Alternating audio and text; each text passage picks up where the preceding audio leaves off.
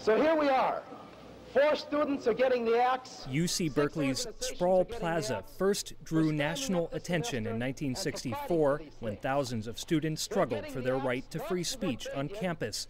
They were led by student activist Mario Savio.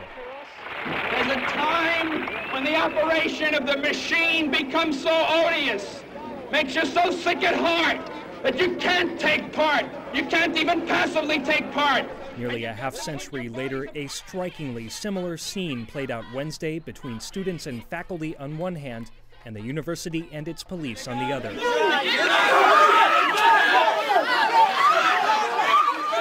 On a statewide day of action in support of public education, thousands of UC Berkeley students flooded Sprawl Plaza. Dozens were beaten back by police after they tried to erect a tent encampment, like those of the Occupy Wall Street movement. Shannon Ikebe is a graduate student in Berkeley's sociology department. We gathered at Sprague Hall over there to set up a camp. And many activists from the Public Education Coalition had a tent, and we decided to establish a couple of tents there. Julie Klinger is a Berkeley graduate student. We were organized by the General Assembly to get into groups to talk about what we might do, what we might not do. But we resolved as a community to be nonviolent, to maintain and abide by the principles of civil disobedience that have a long and beautiful history in this country, going back to the civil rights movement and far beyond that. So what we did is we formed what you might call a soft bloc.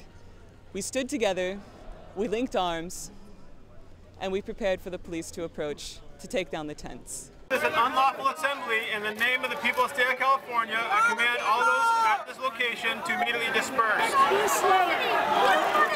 We're trying to stick up for this country, the state, and the school. As students linked arms to protect their newly erected encampment, police in riot gear moved in. Among those on the front lines were students Andrea Barrera and Ramon Quintero. As I was holding my arms with my fellow students here on campus, the UCPD charged.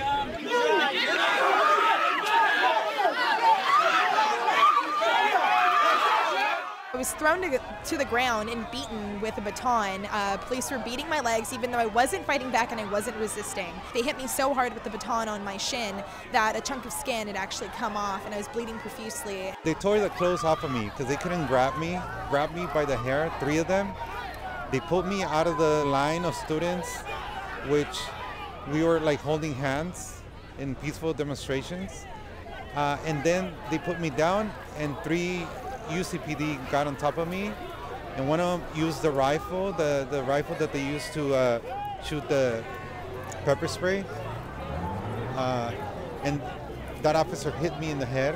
When I asked the officers, the UCPD officers, why I was being detained, they themselves told me, we don't really know who arrested you. We don't even know what the charges are, but we're going to process you eventually. If there are encampments, they will be removed. Many students worried the extraordinary police violence had eclipsed the reason that thousands of students had come out to protest. Reasons like skyrocketing student fees. Again, Julie Klinger. Over the past several years, we have seen a significant retreat of state funding and a significant increase in student debt. We've also seen how this has affected the demographics that are able to attend this university. Currently, we are facing the prospect of an 81% increase in our tuition to be locked in over the next 2 years. And this comes already after an over 300% increase in our tuition over the past decade. So this would make in-state tuition for a UC Berkeley student go over the $20,000 mark. And this doesn't include living expenses in one of the most expensive areas of the country and the world. Room and board, books, transportation, supplies. So what we're facing here is the prospect of a public education costing upwards of $50,000 a year. In a democratic country, in a democratic society, this is absolutely anathema to everything we are supposed to stand for. This is absolutely anathema to everything that is enshrined in the Constitution and the Bill of Rights and the Master Plan.